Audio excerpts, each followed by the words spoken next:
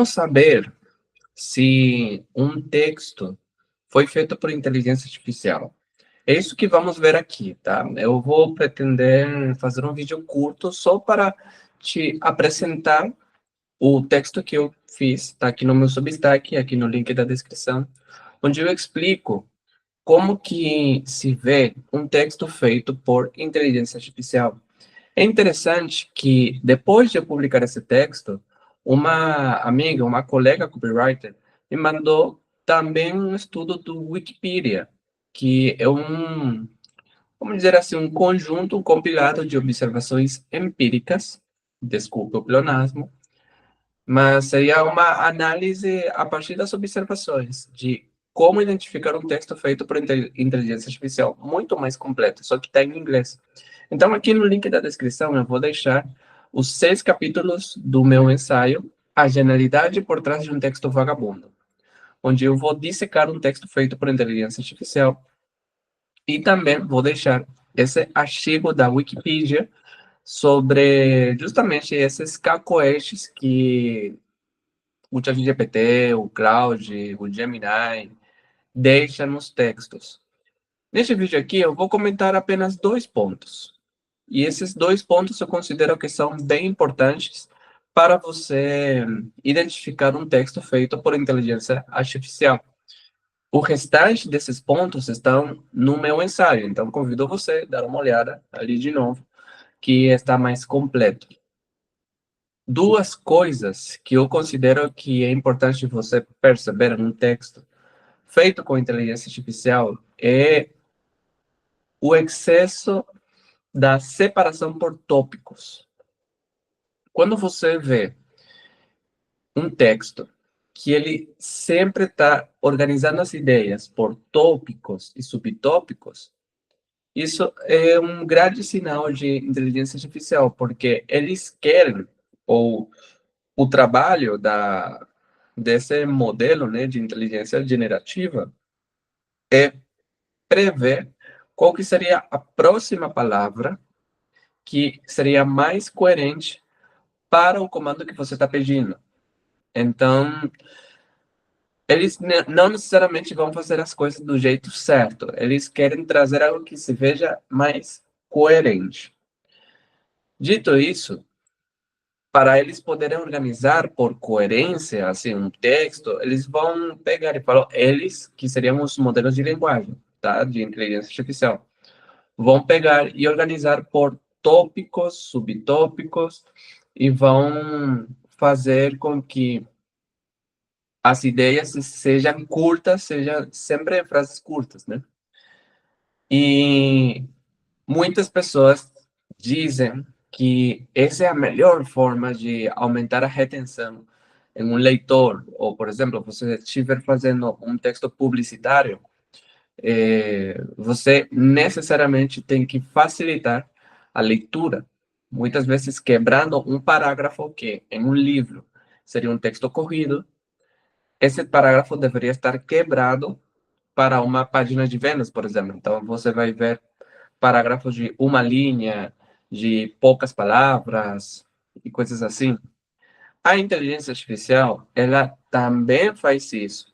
Só que ela não desenvolve as ideias assim por um texto um pouco mais corrido.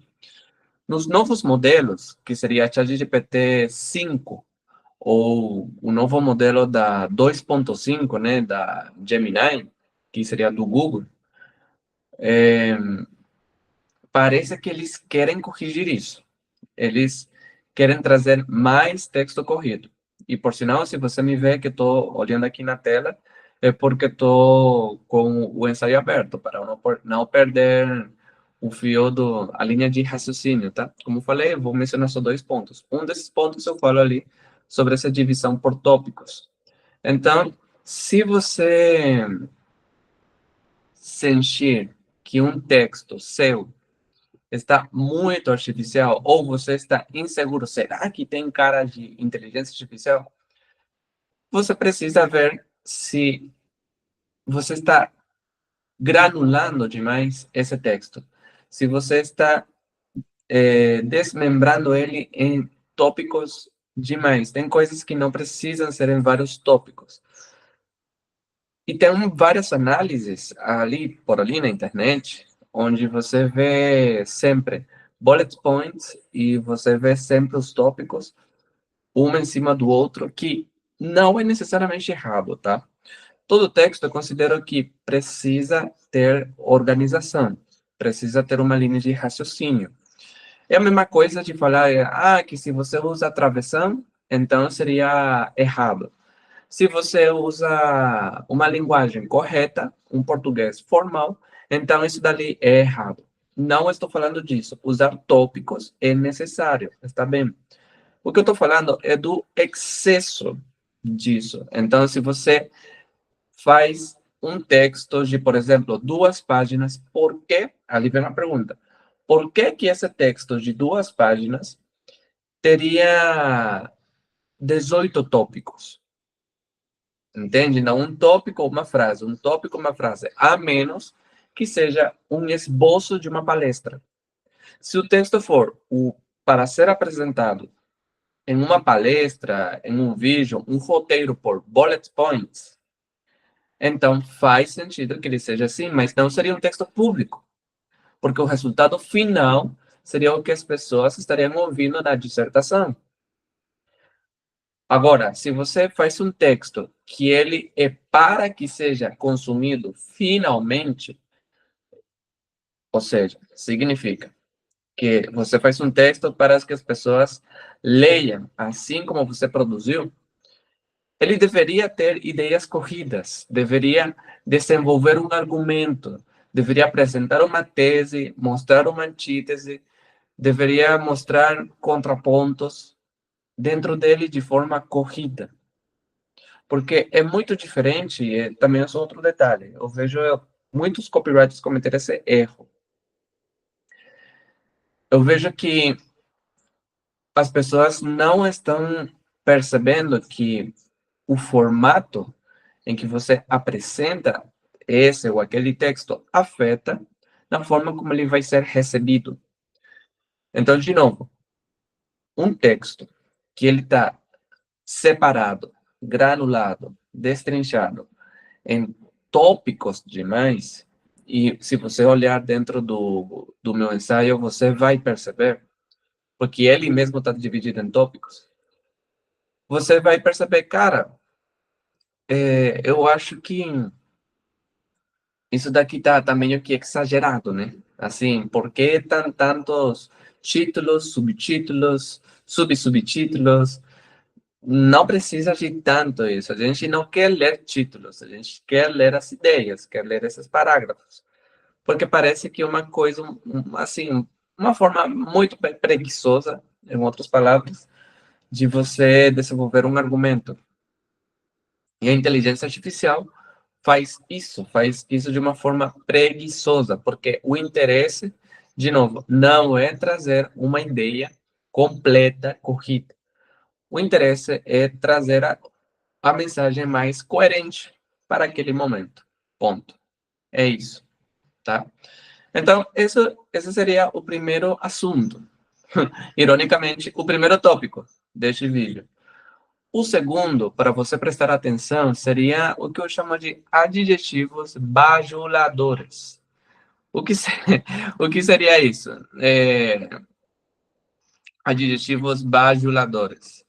Seria nada mais e nada menos e nada mais do que é, adjetivos superlativos. Então, quando você vê que o texto ele tem frases de impacto demais, então você vai ver que não está sendo completamente realista. Ou seja, eu vou dar um exemplo, vou fazer uma leitura aqui de um parágrafo e você vai perceber o que eu estou falando, tá? Então, vamos falar de uma influenciadora, Gabriela.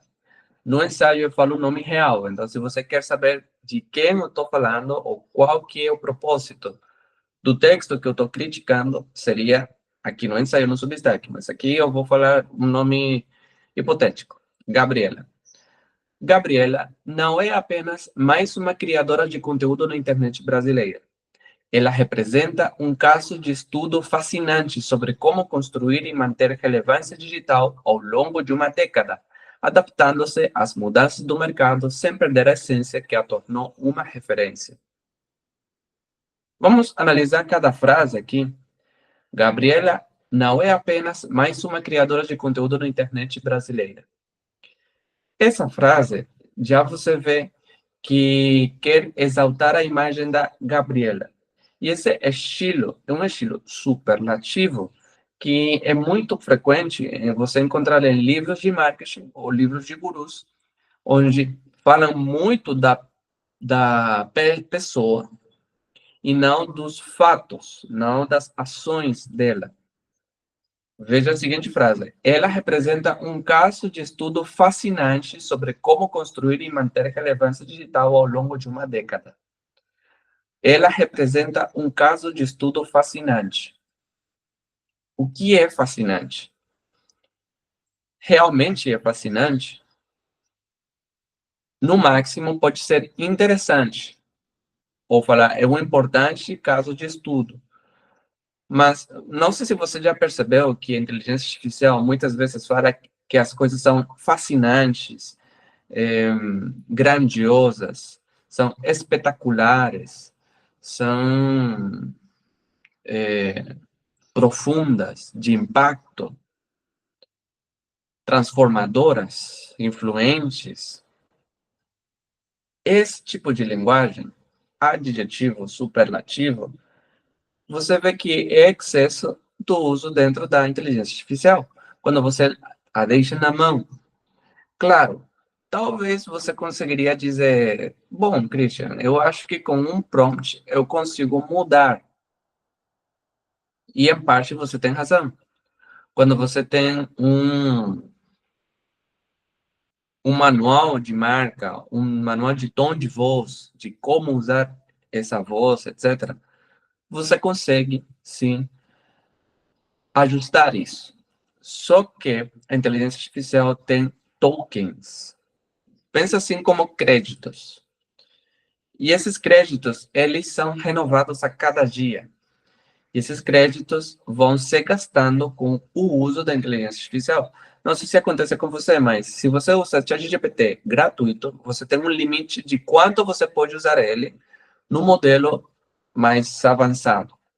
Depois de certo tempo de uso, de algumas horas de uso, então você usa a versão mais básica.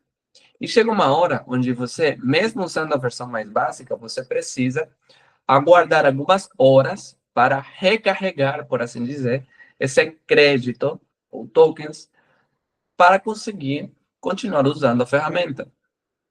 Então, ali é o que eu quero chegar. Se você faz um manual de tom de voz sobre um especialista, e eu sei porque já aconteceu comigo. Se você faz isso e sempre joga para a inteligência artificial, analisa esse manual e faz um texto dessa forma. No começo, ele pode falar, ok, pode ser interessante que eu faça um e-mail no tom de voz de, sei lá, imagine que eu pegue, que eu faça uma análise do tom de voz da Clarice Lispector e eu monte isso e eu jogue para a inteligência artificial. Eu peça um e-mail falando de um curso de maquiagem no tom de voz da Clarice Lispector. É possível fazer, mas vai ter alguns detalhes que a IA vai errar. Muitas vezes é nessa grandiosidade em assuntos irrelevantes. Muitas vezes vai querer falar que algumas coisas são importantes demais, sem necessariamente ser importantes de fato. Então, é você, como revisor, porque você não seria o escritor, seria um revisor, teria que ver e prestar atenção, cara, não é bem isso, ali, não é essa história que eu tenho que fazer. E com isso eu quero concluir o vídeo, já fazendo a ponte para a conclusão dele, que seria, não deixe na mão da inteligência artificial tudo. Você precisa saber escrever. Você tem que saber identificar um bom texto. Muitas vezes, quando você tem a habilidade de fazer um bom texto, aí a só está atrapalhando. É mais rápido você pegar e fazer o texto você do que deixar na mão da inteligência artificial. Porque sai um resultado tão porcamente feito que não dá para ler. Não dá para você nem sequer apresentar para as pessoas. Você sabe quando uma mãe tem vergonha do filho?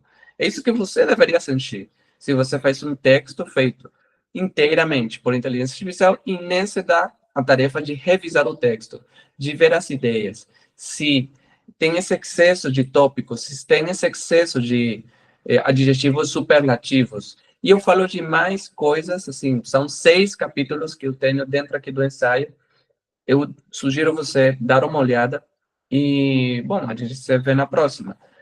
Eu quero que você aproveite aqui os comentários para me dizer qual outro tipo de conteúdo você gostaria de ver aqui dentro do canal para eu trazer, porque eu pretendo analisar campanhas de marketing, pretendo analisar anúncios, pretendo trazer mais dessas coisas para ajudar você a criar esse bom gosto na hora de ver textos na internet, de ver anúncios na internet, de ver publicidade na internet.